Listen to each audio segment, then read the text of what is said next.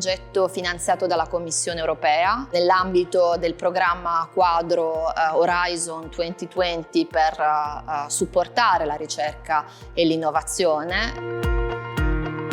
In Lombardia l'obiettivo è utilizzare metodologie di democrazia deliberativa e participatory research agenda setting perché i cittadini possano aiutare Regione Lombardia a creare delle politiche strategiche di ricerca e innovazioni più vicine ai bisogni dei cittadini. In questo caso, negli appuntamenti dell'11 giugno e del 25 giugno stiamo mettendo a terra un processo chiamato Citizen Jury, giurie di cittadine e di cittadini, che lavorerà per produrre delle raccomandazioni per Regione Lombardia su tematiche di responsabilità nel contesto delle azioni regionali di Smart Mobility. L'importanza di coinvolgere i cittadini, soprattutto quando si guarda un territorio, si pianifica un territorio, è fondamentale, considerando che chi lo vive sono proprio i cittadini. Di questo evento mi è piaciuto il fatto di essere stato coinvolto. Mi è sembrato per la prima volta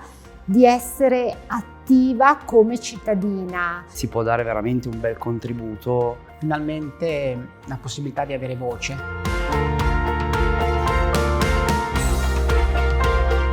Nella prima giornata i cittadini hanno avuto la possibilità di dialogare con degli esperti di mobilità intelligente, dati e intelligenza artificiale.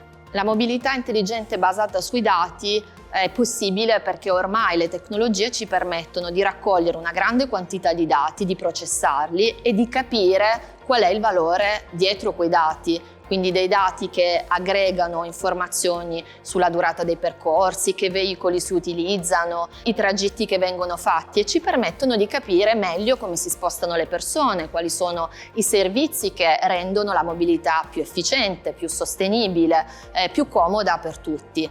Questi valori, che sicuramente sono indiscutibili, di questi servizi innovativi che la tecnologia e la ricerca ci offrono, possono però, nel momento in cui vengono disegnate e anche messe a terra, nascondere delle problematiche di responsabilità che non devono essere un vincolo, ma se opportunamente considerate già dalla parte del disegno di questi servizi, possono invece offrire un'opportunità di inclusione maggiore e quindi di un servizio alla collettività molto più allineato ai bisogni dei cittadini. Se noi sappiamo come si muovono le persone suddivise per genere, per età, per reddito, per altre categorie che ci interessano e che pensiamo essere rilevanti per includere effettivamente, la nostra pianificazione deve partire da raccogliere questi dati. I dati personali, chi li possiede, chi li gestisce, chi li tratta, sono sicuramente al centro dell'attenzione della stessa Commissione europea. I rischi quando parliamo di mobilità e di utilizzo dei dati sono diversi e devono essere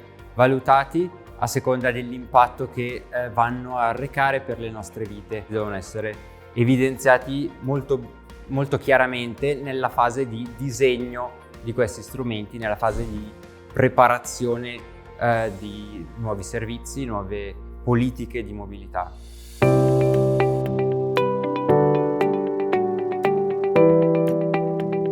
Nella seconda giornata i cittadini hanno discusso le tematiche chiave su cui erano stati informati nella prima giornata e sono poi alla fine arrivati ad elaborare delle raccomandazioni da consegnare a Regione Lombardia. È stato proprio bello il momento del confronto e vedere pure che pensano diversi cittadini, non solo noi stessi. Ragionare su chi fosse sempre non escluso. Sempre per la questione della privacy. Questa secondo me è la tematica più grossa, no? La cosa che mi lascia magari un po' di più col punto di domanda. L'inclusività principalmente, perché la trovo molto mi tocca da vicino. La problematica della privacy sui dati o comunque l'alfabetizzazione telematica che comunque non sempre è alla portata di tutti.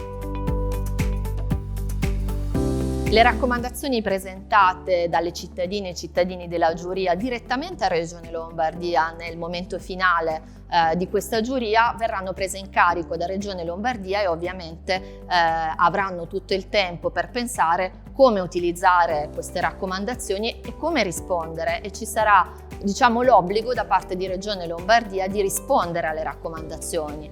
Vogliamo che ovviamente questa esperienza sia solamente l'inizio di un percorso per cui queste metodologie vengano incluse by default nel disegno delle politiche di ricerca e innovazione in Regione Lombardia e che possano fornire anche un prezioso esempio da imitare ed adattare al proprio contesto per altre regioni in Europa.